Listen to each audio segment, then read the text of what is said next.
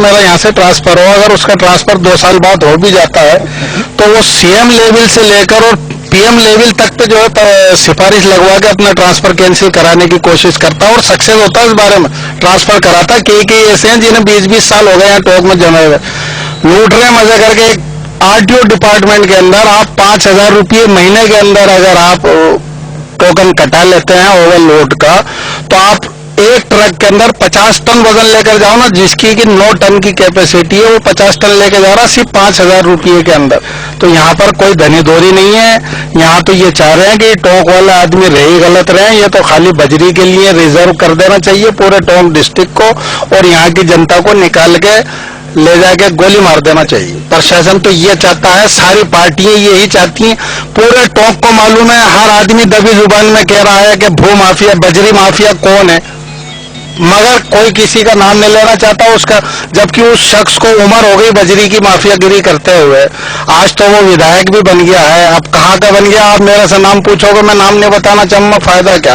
ये प्रशासन की जिम्मेदारी है, खुद ढूंढे ना, खुद तलाश करे। जब तनख्वाह ले रहे हैं मोटी मोटी तो तलाश भी वही करें। हम क्यों बताएं, हम बताएंगे तो हम ही प्रशासन में बैठ जाएंगे। आसिफ खान साहब का कहना है कि बजरी में लूट है, पूरी तरह से लूट मची हुई है और इस लूट को लूटने में तमाम जो रसूखदार लोग हैं वो शामिल हैं और पूरी तरह से जो है कहीं न कहीं जनता इससे त्रस्त है। चाहे पानी का मामला हो, चाहे किसानों की जमीनों का मामला हो, चाहे सिंचाई के जो लिए जो आरक्षित कुएं हैं उनका मामला हो, चाहे बनास के अंदर खरबूजे की खेती का मामला हो, तमाम जो चीजें हैं वो परेशानी जो है लगातार बजरी खनन से पैदा हो रही है। रईस अंसारी साहब हमारे साथ मौजूद है, काफी लंबे समय से इस मांग को उठाते आ रहे हैं कि बजरी खनन बंद होना चाहिए।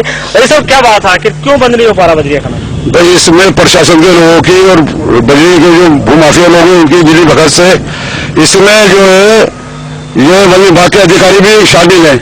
ये लोगों ने क्या कर रखा है, भूमाफिया लोगों से ट्रक ढेर करवा रखे हैं इन्होंने किसी भूमि के ऊपर और उनके ढेर है ना ये ज्यादा दामों में बेच रहे हैं। उससे क्या है, ये जो हमारा पक्षी है ना जो उसको है ना फैला देते हैं बजरी को, तो जो आने जाने वाले जो राहगीर है, मोटरसाइकिल वाले, 4 पहिए वाले, उसे आए दिन दुर्घटना हो रही है। और दुर्घटनाओं से क्या है, औरतें विधवा हो रही है, बच्चे यतीम हो रहे हैं, पानी के लिए दर भरते फिर रहे हैं। हमारे यहाँ पर आसपास के जो गांव है, देवली से लगा के इसरदा तक, बड़वाड़े तक और यहाँ टोक में जो 10-12 वार्ड में है ना यह हाल हो रहा है कि पानी की वजह से हेडपंप का पानी लोग औरतें है ना जो आटा में डाल लिए, हेडपंप सौ पानी, पीला पानी, बदबूदार और सब्जी भी वो डाल ली, जिससे आने वाले टाइम के अंदर भयंकर बीमारी की आशंका फैलने वाली है। और ये पानी अगर नहीं देंगे तो हम लोग आंदोलन पर उतरेंगे और बजरी की जो माफिया लोग जो बजरी का जो खनन कर रहे हैं इससे बहुत नुकसान हुआ है। क्योंकि यहाँ का मीठा खरबूजा, यहाँ का मीठा तरबूज, यहाँ का ककड़ी, यहाँ का टमाटर दूर जाता था, पूरे हिंदुस्तान में क्या विदेशों में मशहूर था, वो भी ये लोग खा गए।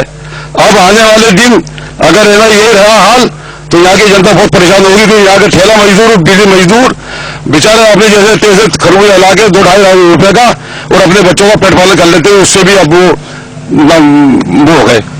बजरी का खनन जिस तरह से हो रहा है, रईस अंसारी साहब का कहना है कि पानी में मीठा जहर घुल चुका है जो लोगों को बीमारियों के लिए आमंत्रित कर रहा है। साथ ही यहाँ के जो काश्तकार हैं उन पर भी खासा प्रभाव पड़ा है, वो बेरोजगार हो गए हैं और अब मजदूरी करने के लिए कहीं न कहीं बाहर पलायन कर रहे हैं।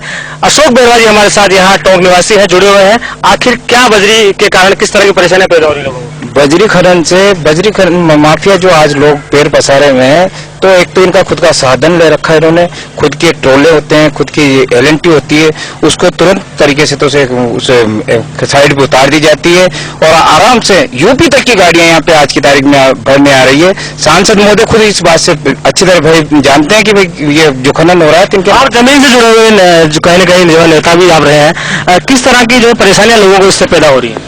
एक तो सबसे बड़ी परेशानी तो ये है कि कोई सा भी रोड ऐसा साबुत नहीं है जिस रोड से क्या नाम से कोई एम्बुलेंस या किसी मरीज को लेके आ सके। अगर उससे एम्बुलेंस जाती भी है तो वापस उस मरीज को सुरक्षित नहीं लेके आ सकती, सबसे बड़ी परेशानी थी। और वही फंस जाती है। उसके बाद क्या नाम से सारे तो कहीं से जो सिविल लाइन रोड है, आज सिविल लाइन रोड के सामने देखो पूरे डीजे से लेके सारा प्रशासन वहां रहता है, उन्होंने खुद ने आंखें बंद कर रखी, पूरे प्रशासन ने मंथली बांध रखी है, जिससे क्या नाम से आज जो टोक के लोग जितने भी लोग जो है अगर आवाज उठाते हैं तो उनको इशारे से चुप कर दिया जाता है। अशोक बेरो साहब का कहना है कि नदी तो तबाह हो ही रही है, पर्यावरण तो तबाह हो ही रहा है, लेकिन जो शहर की सड़कें हैं वो भी कहीं न कहीं गड्ढों में तब्दील होती जा रही हैं, जो लोगों के लिए परेशानी बनती जा रही है, लोगों की जाने जा रही है, लोग दुर्घटनाग्रस्त हो रहे हैं।